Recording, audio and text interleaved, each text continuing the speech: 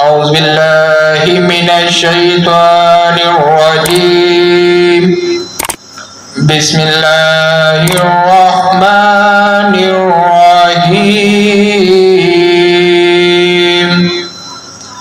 إذا جاء نصر الله والفتح ورأيت الناس يدخلون في دين الله أفواجا فسبح بحمد ربك واستغفر إنه كان توابا.